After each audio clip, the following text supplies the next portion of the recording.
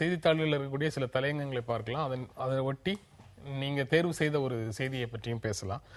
தினத்தந்தியில தமிழ்நாட்டில் பெருகி வரும் போலிகளை ஒழிக்கணும் அப்படின்னு ஒரு தலையங்கம் எழுதியிருக்கிறாங்க. போலி டாக்டர்கள், போலி பாஸ்போர்ட், போலி ரேஷன் கார்டு, போலி பத்திரிகையாளர்கள்னு தமிழ்நாடு போலிகளால நிறைஞ்சிருக்கு. போலிகள் ஒழிப்புன்னு தனிப்பிரிவை தொடங்கி போலிகள் இல்லாத தமிழகத்தை உருவாக்கணும் அப்படின்னு ஒரு தலையங்கம் எழுதியிருக்கிறாங்க. ஏன் போலி பத்திரிகையாளர்களோட நிறுத்திட்டாங்கன்னு தெரியல. இன்னைக்கு பெரும்பாலான நாளிதழ்களில் ஜெயலலிதா சொத்து குவிப்பு வழக்கு தீர்ப்பு தொடர்பாக தான் தலையங்கம் வந்திருக்குது. தினமணியில அதிமுகவின் தற்போதைய பலவீனத்தை சாதகமாக்கி கொள்ளக்கூடிய நிலையில தமிழக எதிர்க்கட்சிகள் பலமாக இல்லை. பெரிய வெற்றிக்கு பிறகு பெரிய தோல்வியையும், மோசமான தோல்வியை தொடர்ந்து மிகப்பெரிய எழுச்சியையும் தொடர்ந்து பெறுவதுதான் ஜெயலலிதாவோட தனித்தன்மையாக கடந்த காலத்தில் இருந்திருக்குது. மேல்முறையீட்டுக்கு பிறகு 5வது முறையாக அவர் முதல்வராகலாம் அப்படின்னு குறிப்பிட்டிருக்காங்க தினமணி தலையங்கத்தில். இந்து தமிழ் ஜெயலலிதாவினுடைய எழுச்சிகள் வீழ்ச்சிகளோடு ஒப்பிட்டு பார்க்க வேண்டிய விஷயம் இல்லை. இது ஒரு அரசியல் தலைவரின் பிரச்சனையாகவும் இதை அணுகக்கூடாது. ஒட்டுமொத்த அரசியல் போக்கோட இந்த தீர்ப்பை பார்க்கணும். நீதியின் முன் அனைவரும் சமம்னு நிரூபிக்கப்பட்டிருக்குன்னு இந்து தமிழ் சொல்லுது. தினமலர்ல தமிழக அரசியல்ல காலப்போக்கில் பல மாற்றங்களை ஏற்படுத்த போகும் தீர்ப்பு இது அப்படின்னு சொல்லியிருக்கிறாங்க. திமுக தலைவர் இதை பத்தி கருத்து சொல்லாதது கவனிக்கத்தக்கது.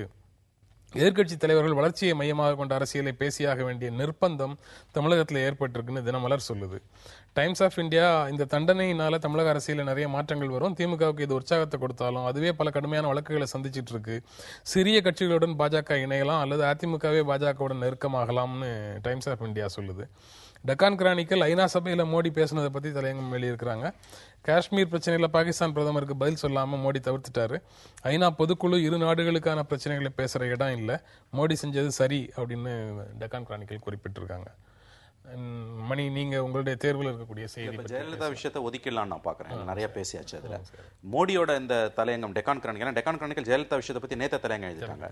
இன்றைக்கு டெக்கான் கிரானிக்கலோட தலையங்கம் மோடியை பாராட்டி எழுதியிருக்கிறது எனக்கு தெரிஞ்சு அது வரவேற்கத்தக்க விஷயம் தான். அது மோடி மீது நமக்கு 1000 விமர்சனங்கள் இருந்தாலும் இந்த தடவை யுனைடெட் நேஷன்ஸில் அவர் பேசும்பொழுது இந்த விஷயத்தை பைலாட்டரல் இஷ்யூஸை தவிர்த்து விட்டு பேசியது என்பது, அதுவும் அங்கிருந்து ஒரு ப்ரொவோகேஷன் வந்த கட்டத்திலையும் அவரை தவிர்த்து விட்டு பேசியது என்பது உண்மையிலே ஒரு ஆரோக்கியமான விஷயம், வரவேற்கத்தக்க விஷயம்.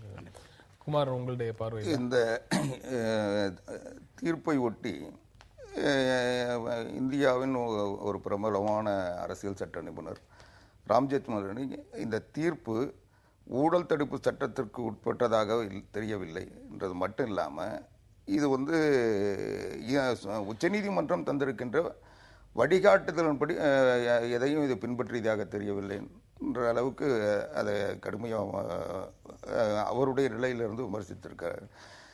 இது தமிழ்நாட்டு மக்களுடைய மனநிலையை பிரதிபலிக்கிறார். அவர் சட்ட ரீதியாக அதை அவர் சொல்றதுக்கு அவருக்கான உரிமை இருக்கிறதுனால அவர் சொல்றாரு. ஆனால் இந்த மக்கள் சாதாரணமாக தெருவோரத்தில் இருக்கிற மக்கள் இதுக்கு பின்னால் மக்களுடைய உணர்ச்சிகளை அவருடைய வடிவம் காட்டி கொண்டிருக்கிறது என்பது அதில் செய்தியாக நான் பார்க்குறேன். நம்ம தொடர்ந்து பேசலாம் ஒரு இடைவேளைக்கு அப்புறம். Taca-me, taca-me, taca-me, taca-me.